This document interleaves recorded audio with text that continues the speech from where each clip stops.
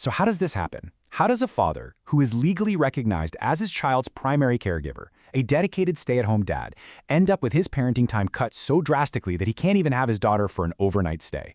Today, we are going to dive deep into the court filings, the medical records, and the legal letters to piece together this exact story.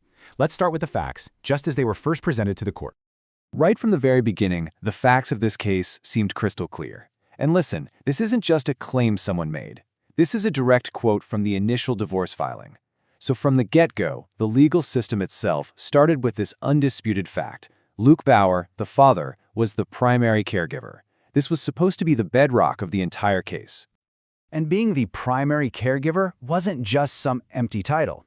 The court documents spelled out his hands-on role, preparing bottles, handling feedings, bathing the baby. You know, the actual essential day-in, day-out work of raising an infant.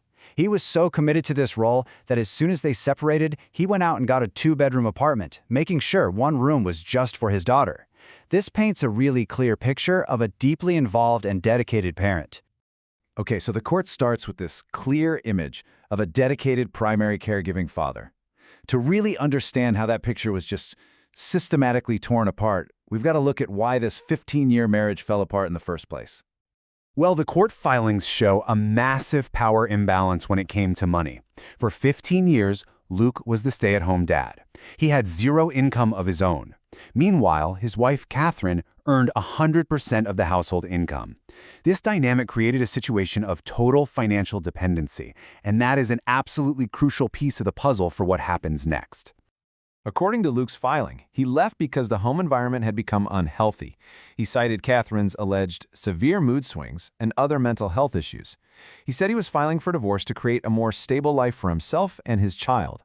But what began as a case focused on the mother's behavior was about to be flipped completely on its head. The entire focus of the case was about to shift, dramatically. That narrative about an unhealthy home environment, it was about to be weaponized. Not against the person who allegedly created it, but against the one who was trying to get his child out of it. And here's the turning point. It came in an email from Catherine's lawyer's office to Luke's own lawyer. The accusation was brutal and direct. He's a very ill man who abruptly stopped taking his antipsychotic medication. This single claim became the central weapon used to paint him as unstable, as unfit, and it completely changed the entire trajectory of this case. Now, that is a serious allegation. I mean, it's one that any court is going to have to take very seriously.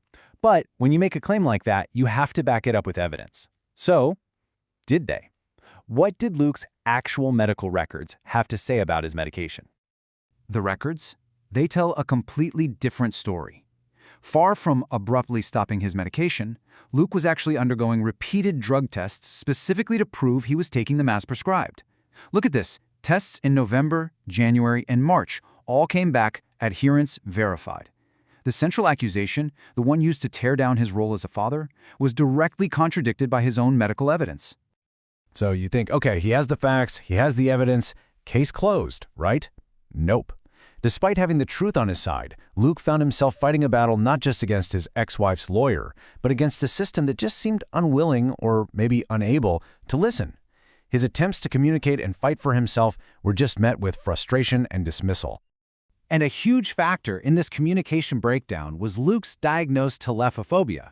For him, using email extensively isn't a choice. It's a necessary accommodation for his disability. It's how he can make sure he's communicating clearly and, importantly, keeping a record of everything.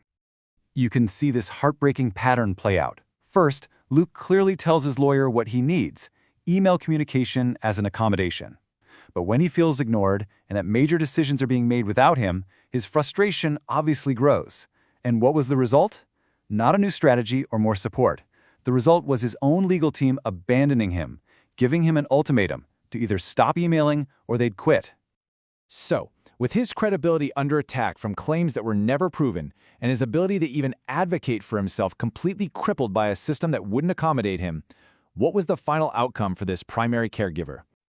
The final order is just staggering. The stay-at-home dad was given only limited daytime visits from 11 a.m. to 5 p.m. with 0 overnight stays. And the craziest part? He was classified as a zero-day payer, meaning he was ordered to pay the full amount of child support, as if he had no parenting time at all. It's a total contradiction. This timeline really shows how quickly his rights just collapsed. He starts as the legally documented primary caregiver. Then, after the court hears these totally unsupported accusations, the guardian ad litem, the person appointed to represent the child's best interests, recommends no overnights. And the final order just cements it. In a matter of months, he went from primary parent to a daytime-only visitor. In the end, we were just left with Luke's own words, and you can feel the frustration, the grief, and the pure shock of a parent who did all the daily work, who built his entire life around his child, only to have that life completely and systematically dismantled. It's just a powerful reminder of the real, human cost behind all these legal filings. And all of this leaves us with one fundamental, nagging question. The entire purpose of family court is supposed to be to figure out the best interest of the child. But when a case begins by identifying a stay-at-home dad as the primary caregiver, and it ends by essentially removing him from that child's daily life, you really have to ask, whose interests were truly being served here?